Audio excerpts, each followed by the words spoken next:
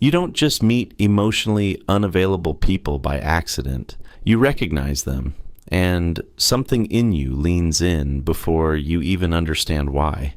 It feels like chemistry at first, a quiet intensity, a subtle distance that pulls you closer instead of pushing you away. You tell yourself it's different this time, more nuanced, more real.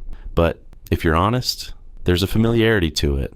Not comfort exactly, but recognition.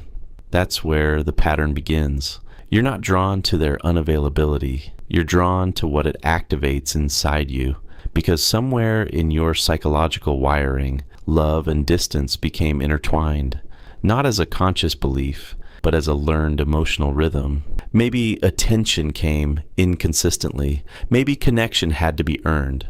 Maybe warmth was followed by withdrawal. So your nervous system adapted.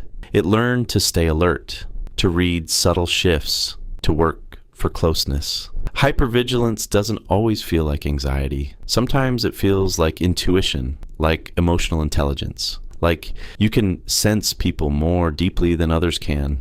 But what you're actually sensing is instability, and your system knows how to respond to that. It knows how to lean in when someone pulls away. It knows how to stay when things feel uncertain. It knows how to interpret mixed signals as something meaningful instead of something misaligned. That's not compatibility, that's conditioning, and it runs deeper than preference because your identity is quietly involved. If you've built a sense of self around being understanding, patient, emotionally aware, then emotionally unavailable people give you something to stabilize.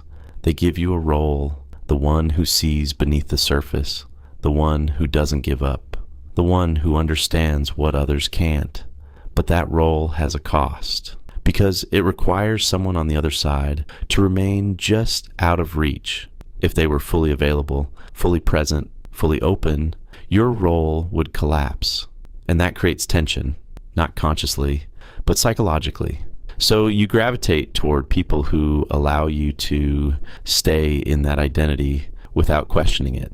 That's where self-sabotage becomes almost invisible. It doesn't look like pushing people away. It looks like choosing the wrong ones again and again while telling yourself you just haven't found the right connection yet. But the pattern is precise.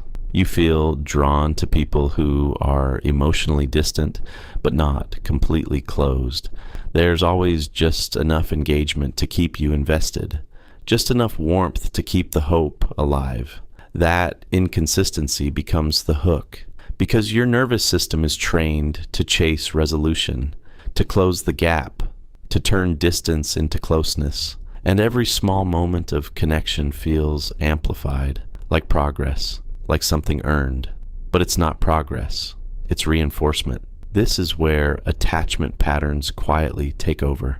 If closeness once felt unpredictable, your system doesn't trust stable connection. It doesn't immediately recognize safety as safe. It recognizes fluctuation as familiar. So when someone is consistently available, something feels off, too easy, too calm, too predictable. And without realizing it, you start to disengage. You tell yourself there's no spark, no depth, no chemistry. But what's actually missing is the emotional tension you've learned to associate with connection. So you move away from stability and back toward unpredictability. Not because you want to suffer, but because your system is trying to recreate something it understands. This is the quiet loop.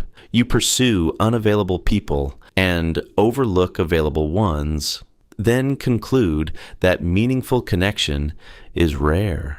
But the pattern isn't external, it's internal alignment, and it's protected by cognitive dissonance, because part of you knows this isn't working. You feel the frustration, the emotional exhaustion, the repeated disappointment, but another part of you defends it. It reframes their distance as complexity, their inconsistency as depth, their unavailability as something temporary that you can work through. You don't just see them as they are. You see who they could be if they opened up. And that projection keeps you attached because you're not relating to reality. You're relating to potential. And potential is powerful. It gives you a reason to stay longer than you should, to invest more than is reciprocated, to interpret silence as processing instead of absence. But potential is not connection. And the longer you stay inside that illusion, the more your sense of self starts to adapt around it. You begin to normalize emotional deprivation. You call it patience. You call it depth. You call it understanding. But your nervous system is working constantly, monitoring, adjusting, waiting. That's not emotional regulation. That's survival. And over time, it creates a subtle identity fracture. Part of you knows you want consistency, presence, and emotional safety. But another part of you feels more alive in the pursuit than in the having. So even when you say you want something stable, your behavior keeps selecting something else. That's the hidden conflict. And until it becomes conscious, it keeps repeating. Because your system isn't looking for happiness, it's looking for familiarity. And familiarity often feels like truth. So you trust it. You follow the pull, the tension, the emotional charge, without questioning where it's coming from. But what if that feeling isn't a signal of alignment? What if it's a signal of activation? There's a difference. Alignment feels calm, grounded, clear. Activation feels urgent, intense, consuming. One allows you to be yourself. The other pulls you into a role. And if you've spent years equating intensity with connection, calm can feel empty. But calm is where real connection begins, not in the chase, not in the uncertainty, but in the absence of both. That's the part most people struggle to accept, because it requires an identity shift. It means letting go of the version of yourself that is drawn to emotional puzzles, that finds meaning in decoding distance, that feels valuable when earning someone's openness. And that can feel like loss, even though it's actually release.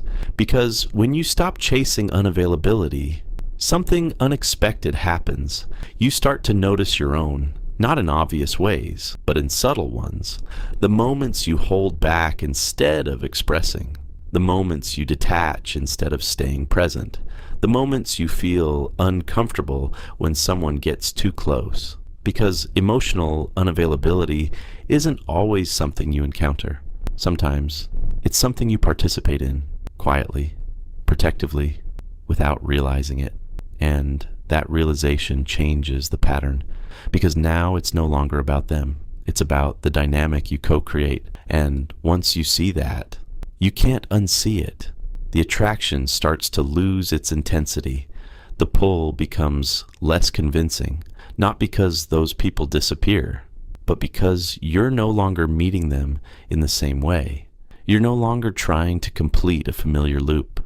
You're stepping outside of it, and that feels unfamiliar at first, maybe even uncomfortable, but it's a different kind of discomfort, not the anxious tension of chasing, but the quiet uncertainty of something new, something unpracticed, something real. And in that space, you begin to recognize a different kind of connection, one that doesn't require you to prove your value, one that doesn't keep you guessing, one that doesn't feel like work. At first, it might feel underwhelming, but that's only because your system is recalibrating, learning a new rhythm, a new definition, a new standard, and slowly something shifts. You stop asking why they're unavailable and start asking why that ever felt like something you needed to solve. Because the truth is, you were never attracted to them. You were attracted to the version of yourself that only existed in their presence. And now, you're no longer trying to become that person.